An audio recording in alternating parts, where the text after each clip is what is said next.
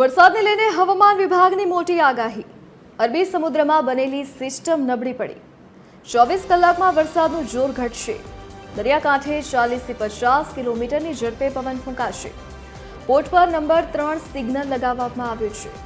વરસાદનું જોર ઘટતા ખેડૂતોને મોટી રાહત મળશે। તો આજે સૌરાષ્ટ્રના દરિયાકાંઠાના જિલ્લાઓમાં સામાન્ય વરસાદની આગાહી કરવામાં આવી છે। દ્વારકા, પોરબંદર, ભાવનગર, કચ્છ અને સાબરકાંઠામાં વરસાદની શક્યતા વ્યક્ત કરાઈ છે।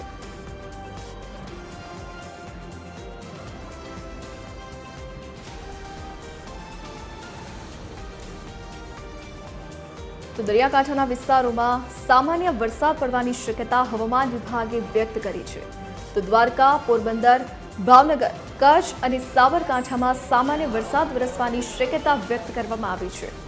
અરબી સમુદ્રમાં બનેલી સિસ્ટમ નબળી પડી છે, જેના કારણે હવે વરસાદનું જોર ઘટશે। તો આગામી 24 કલાકમાં વરસાદનું જોર ઘટશે અને ઠંડી શરૂ થશે। તો દરિયાકાંઠે 40 થી 50 કિલોમીટરની ઝડપે પવન ફૂંકાશે।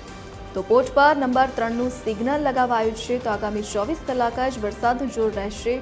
ત્યારબાદ વરસાદની શક્યતા લગભગ નહિવત જોવા મળી રહી છે। દરિયાકાંઠાના જિલ્લાઓમાં વરસાદી માહોલ જોવા મળશે। સામાન્ય વરસાદ વરસવાની સંભાવના હવામાન વિભાગ દ્વારા વ્યક્ત કરવામાં આવી છે। ત્યારબાદ તાપમાન ઘટવાની પણ શક્યતા વ્યક્ત કરાઈ છે। વધુ વિગતો સાથે સંવાદદાતા અલ્પેશ ડાભી આપણી સાથે લાઈવ જોડાઈ ગયા છે। જે અલ્પેશ, હાલ રાજ્યમાં કમોસમી વરસાદની શું સ્થિતિ? હવામાન વિભાગની શું આગાહી કમોસમી વરસાદને પગલે?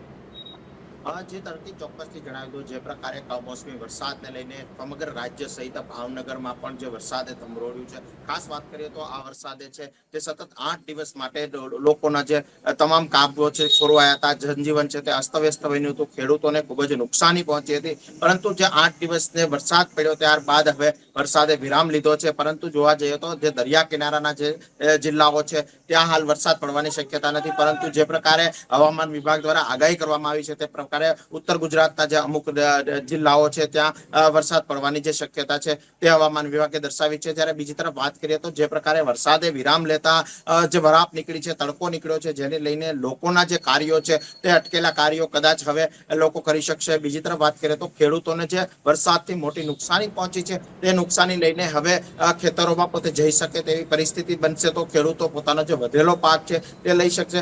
ઓલ ઓવર કહી શકાય તો રાજ્યમાં જે પ્રકારે હવામાન વિભાગ દ્વારા વરસાદની આગાહી કરવામાં આવી હતી તે આગાહી ક્યાંક ને ક્યાંક હવે જે વરસાદની સિસ્ટમ છે તે નબળી પડી હોય, જેને લઈને હવે ઉત્તર ભારતમાં જ વરસાદની શક્યતા છે, ઉત્તર ગુજરાતમાં જે પ્રકારે વરસાદની શક્યતા છે। પરંતુ સૌરાષ્ટ્રના જે તમામ જિલ્લાઓ છે ત્યાં છૂટો છવાયો વરસાદ જે છે નોંધાયો છે। પરંતુ જે હાલ આ હવામાન વિભાગની અત્યારની જે આગાહી છે તે સૌરાષ્ટ્રમાં કોઈ પણ પ્રકારે વરસાદ પડવાની આગાહી હવામાન વિભાગે નથી દર્શાવી। અલ્પેશ, વિગત સાથે જોડાવા બદલ આપનો આભાર। તો આગામી 24 કલાક રાજ્યમાં વરસાદ રહેશે, ત્યારબાદ લગભગ વરસાદની શક્યતા નહિવત રહેશે, હવામાન વિભાગે આગાહી કરી છે।